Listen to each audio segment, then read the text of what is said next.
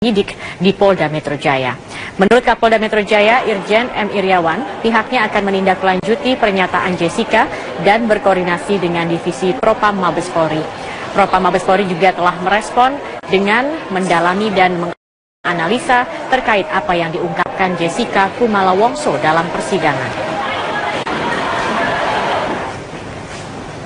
Sebelumnya dalam persidangan yang berlangsung pada Rabu kemarin, Jessica mengaku sempat dimasukkan ke dalam ruangan berukuran 2x1 yang tidak layak untuk dihuni. Selain itu, Jessica juga mengaku mendapat perlakuan yang tidak manusiawi saat dirinya diperiksa oleh penyidik di Polda Metro Jaya.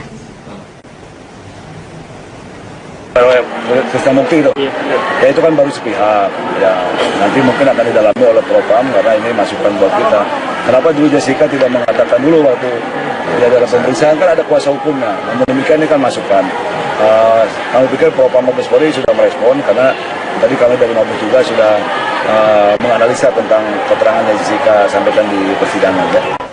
Kembali ke informasi lain, pemirsa, baru beberapa bulan menjabat sebagai Wakapolda Lampung, Kombes Krisnamurti dimutasi kembali ke Mabes Polri. Selain Krisna, sejumlah perwira tinggi dan menengah Polri juga dirotasi. Kombes Krisnamurti harus meletakkan jabatannya sebagai Wakapolda Lampung dan dimutasi ke Divisi Hubungan Internasional Mabes Polri. Mutasi tertuang dalam telegram Kapolri tertanggal 23 September 2016 bersama dengan rotasi perwira tinggi dan perwira menengah Polri lainnya.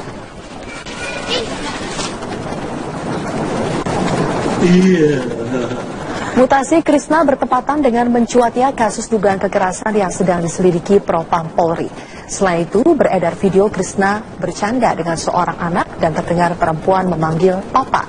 Namun, Kabak Penum Polri, Kombes Martinus Sitompul menyatakan mutasi Krisna karena dua alasan. Salah satunya Polda Lampung akan dinaikkan menjadi kelas A, sehingga Wakapolda harus berpangkat Jenderal Bintang 1. Hasil dari Dewan Kebijakan untuk mutasi itu kemudian dilakukan mutasi untuk Kombes Krisnamurti karena beliau ini terlalu junior, masih 91, dari angkatannya sendiri belum ada yang naik untuk menjadi brigjen. Yang kedua, alasan kedua adalah kemampuan dan pengalaman dari Kombes Krisnamurti ini di bidang hubungan internasional itu dibutuhkan, khususnya dalam hal ini Polri dan akan menghadapi menyatakan tawaran keringanan hukuman oleh Kombes Krisnamurti dilakukan sebagai bagian dari teknik penyidikan. Teknik tersebut dilakukan untuk mengungkap keterlibatan Jessica.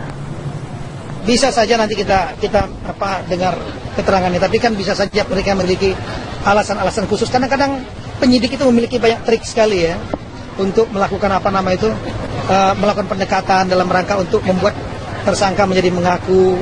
Dalam praktek kadang-kadang jarang ada yang tersangka yang mengakui. Ada idiom ya, jarang ada maling yang mengaku. Saya nggak mengatakan dalam kasus Jessica ya, jarang ada. Yang ditemui di lapangan kita seringkali tersangka jarang. Kalau buktinya titik-titik atau buktinya tidak ditelak ya, yang telak pun kadang-kadang tidak diakui. Itu kan permainan psikologis. Pada waktu pemeriksaan itu permainan psikologis, sama seperti kalau kita ikut sidang kemarin ya, antara misalnya penasihat hukum, jaksa, itu kan bagaimana mereka berusaha meyakinkan hakim, itulah permainan psikolog. Ya, orang kita masih akan kembali dengan kabar-kabar lainnya dalam keterangan di sidang kasus pembunuhan Wayan Mirna ini, di mana ada pengakuan yang mengejutkan bahwa dirinya pernah disuruh mengaku membunuh Wayan Mirna salin oleh Direktur Kriminal Umum Polda Metro Jaya waktu itu Kombes Krisnamurti. Lalu setelah itu hari keduanya, hari Minggu, Pak Krisnamurti masuk ke sel tersebut yang lamanya saya tahu namanya sel T.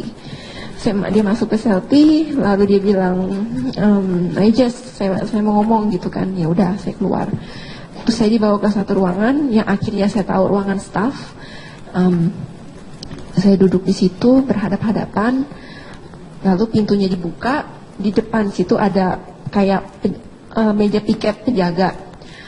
Pak Krisna bilang, duduk ya kalian di situ liatin, jadi saya ini nggak ngapa-ngapain gitu. Jadi mereka di depan, tapi mereka seperti tidak bisa mendengar percakapan kita. Lalu saya duduk di ruangan itu berdua dengan beliau. Lalu dia mulai mengobrol dengan saya. Pertamanya dia bilang, saya menjatuhkan harga diri saya untuk turun ke tahanan. Dia bilang, bagaimana? Saya menjatuhkan harga diri saya untuk turun ke tahanan. Kata siapa? Krisnamurti, Bapak Krisnamurti. Lalu saya diam aja.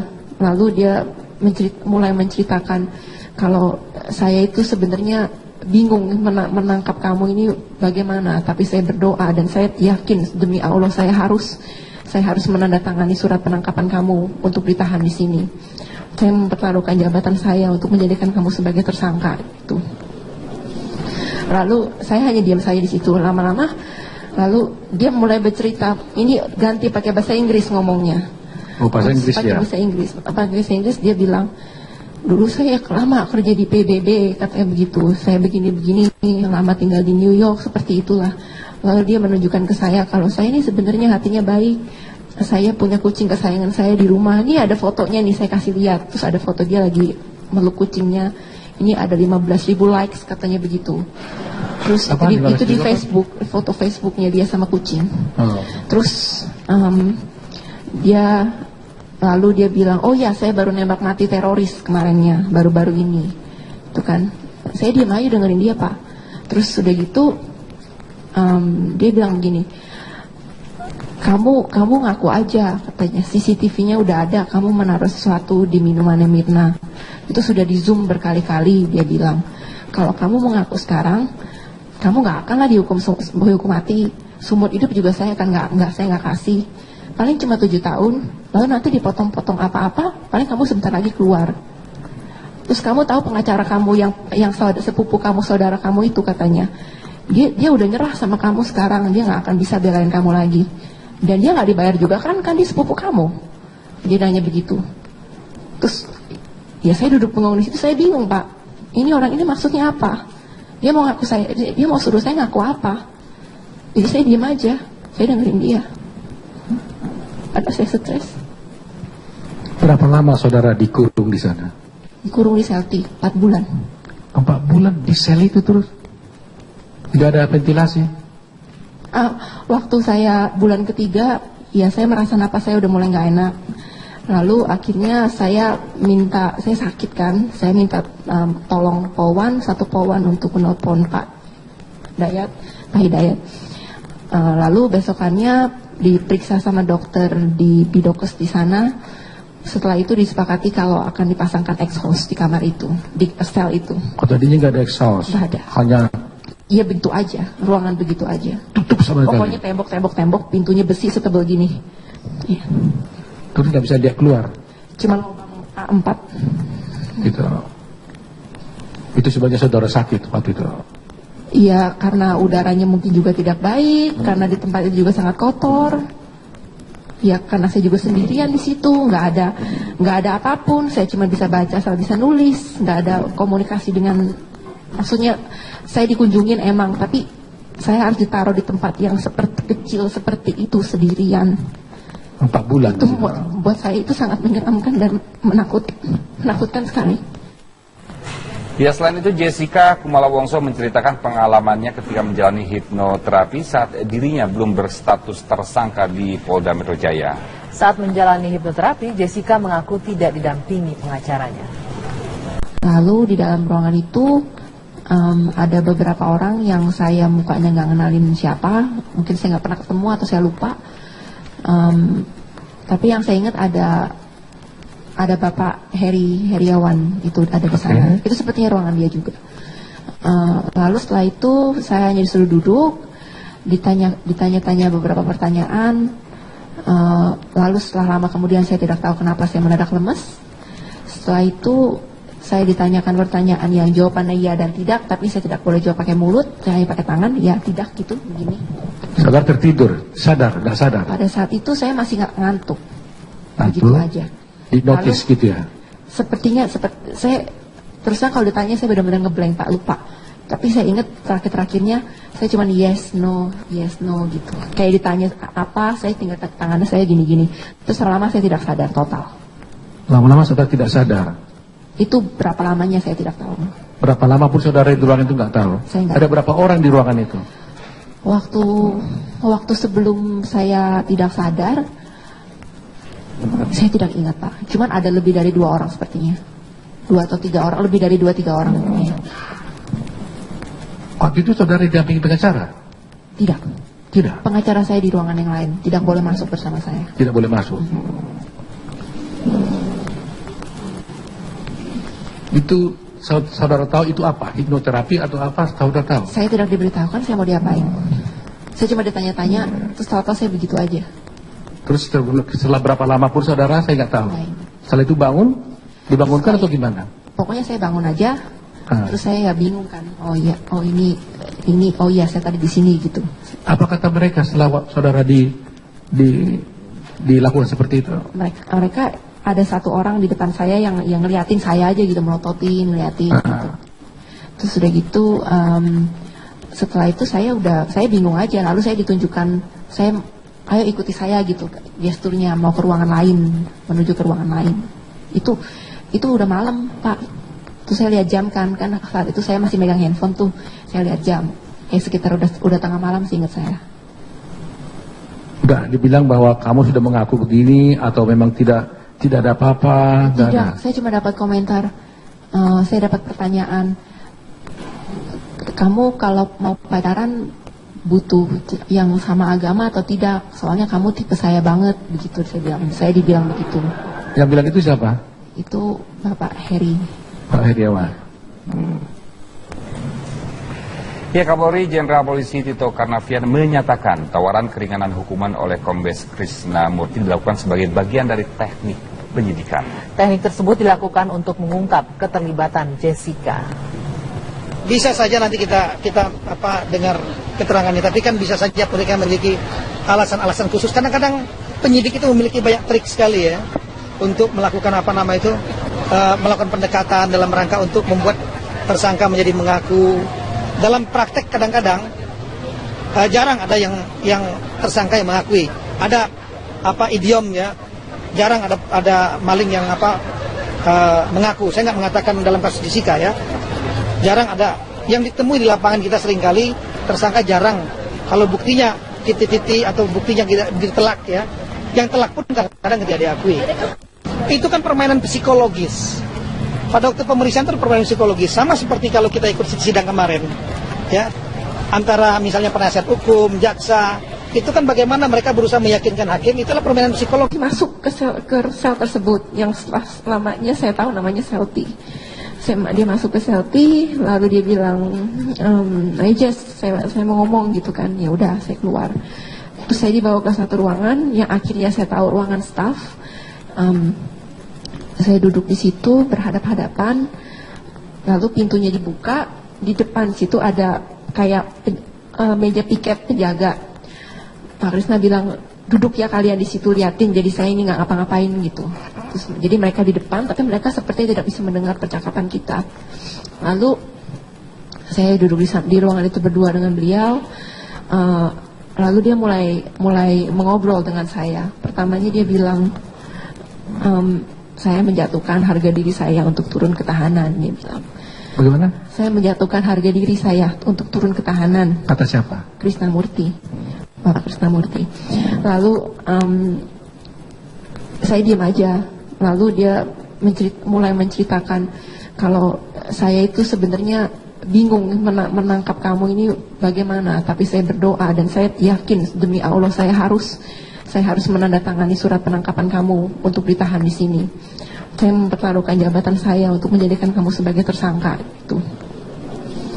Lalu saya hanya diam saja di situ. Lama-lama, lalu dia mulai bercerita. Ini ganti pakai bahasa Inggris ngomongnya.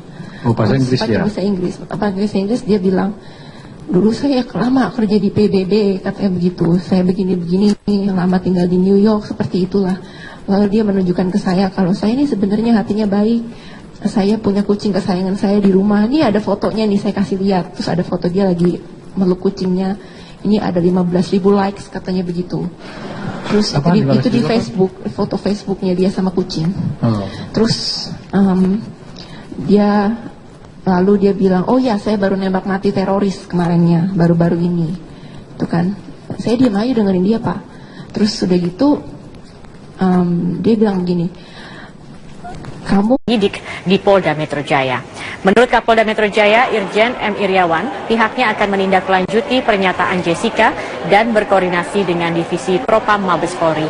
Propam Mabes Polri juga telah merespon dengan mendalami dan menganalisa terkait apa yang diungkapkan Jessica Kumala Wongso dalam persidangan.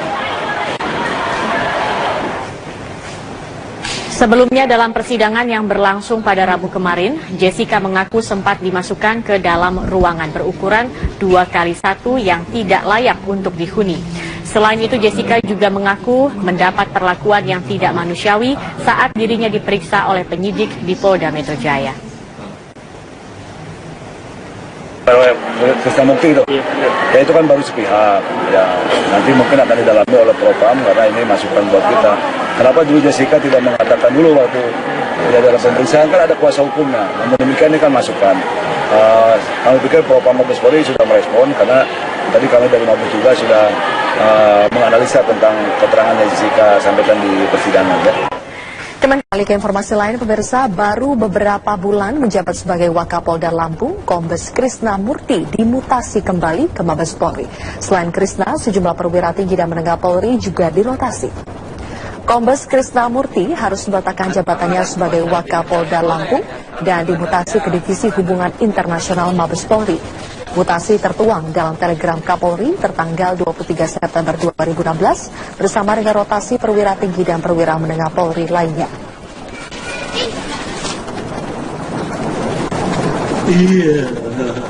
Mutasi Krisna bertepatan dengan mencuatnya kasus dugaan kekerasan yang sedang diselidiki Propam Polri. Selain itu, beredar video Krisna bercanda dengan seorang anak dan terdengar perempuan memanggil Papa. Namun, Kabak Penum Polri, Kombes Martinus Sitompul menyatakan mutasi Krisna karena dua alasan. Salah satunya Polda Lampung akan dinaikkan menjadi kelas A, sehingga Wakapolda harus berpangkat Jenderal Bintang 1. Hasil dari Dewan Kebijakan untuk mutasi itu kemudian dilakukan mutasi untuk Kombes Krisna Murti karena beliau ini terlalu junior, masih 91. Dari angkatannya sendiri belum ada yang naik untuk menjadi brigjen.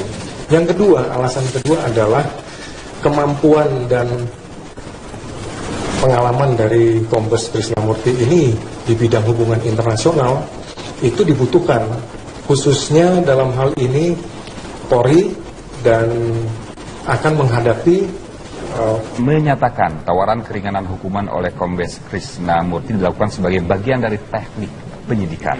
Teknik tersebut dilakukan untuk mengungkap keterlibatan Jessica. Bisa saja nanti kita dengar keterangannya, tapi kan bisa saja mereka memiliki alasan-alasan khusus. Kadang-kadang penyidik itu memiliki banyak trik sekali ya untuk melakukan melakukan pendekatan dalam rangka untuk membuat tersangka menjadi mengaku. Dalam praktek kadang-kadang jarang ada yang tersangka yang mengakui. Ada idiom ya, jarang ada maling yang mengaku. Saya nggak mengatakan dalam kasus Jessica ya, jarang ada.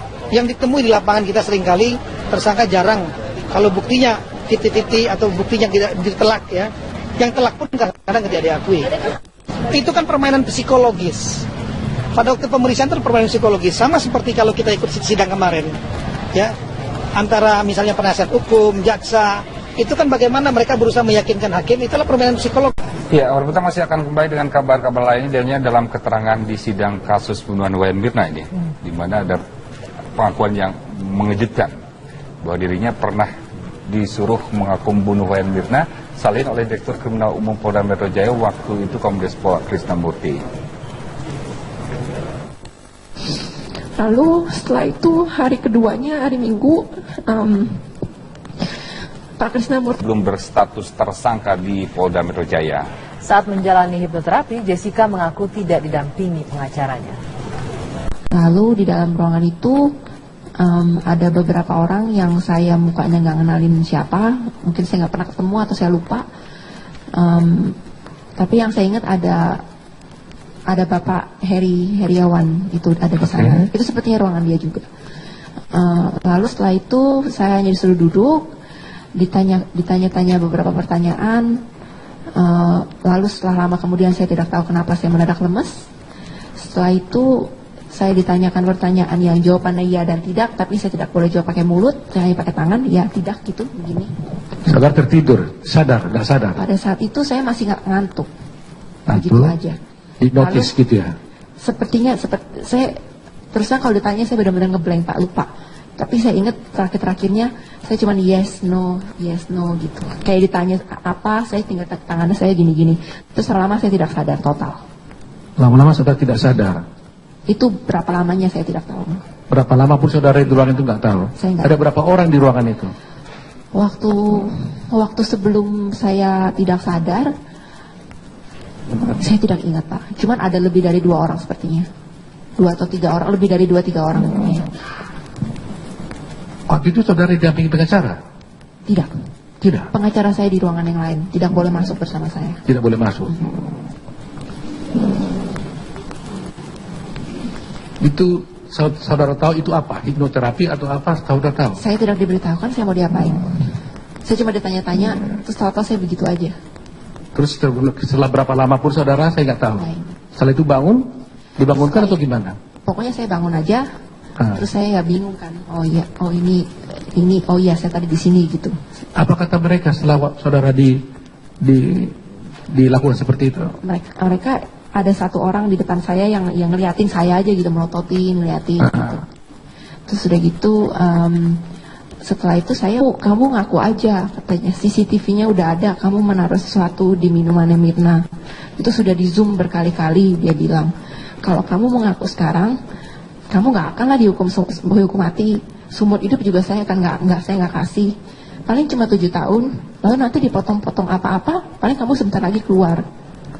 Terus kamu tahu pengacara kamu yang sepupu kamu, saudara kamu itu katanya, dia udah nyerah sama kamu sekarang, dia nggak akan bisa belain kamu lagi. Dan dia nggak dibayar juga kan dia sepupu kamu. Dia nanya begitu. Terus ya saya duduk bengong di situ, saya bingung Pak. Ini orang ini maksudnya apa? Dia mau ngaku saya, dia mau suruh saya ngaku apa? Jadi saya diam aja, saya dengerin dia. Ada saya stres. Berapa lama saudara dikurung di sana? Dikurung di sel 4 bulan. 4 bulan di sel itu terus? Tidak ada ventilasi? Waktu saya bulan ketiga, ya saya merasa napas saya udah mulai nggak enak. Lalu akhirnya saya sakit kan, saya minta tolong Polwan, 1 Polwan untuk menelpon Pak Hidayat. Lalu besokannya diperiksa sama dokter di Bidokes di sana. Setelah itu disepakati kalau akan dipasangkan exhaust di kamar itu, di sel itu. Oh, tadinya nggak ada exhaust? Nggak ada. Hanya? Iya begitu aja, ruangan begitu aja. Tutup sama sekali? Pokoknya tembok, pintunya besi setebal gini. Iya. Terus nggak bisa dia keluar? Cuma lubang A4. Gitu. Itu sebenarnya saudara sakit waktu itu? Iya, karena udaranya mungkin juga tidak baik, karena di tempat itu juga sangat kotor. Ya karena saya juga sendirian di situ, nggak ada apapun, saya cuma bisa baca, saya bisa nulis, nggak ada komunikasi dengan, maksudnya saya dikunjungin emang, tapi saya harus ditaruh di tempat yang kecil seperti itu sendirian. 4 bulan. Itu buat saya itu sangat menyeramkan dan menakutkan sekali. Ya, selain itu Jessica Kumala Wongso menceritakan pengalamannya ketika menjalani hipnoterapi saat dirinya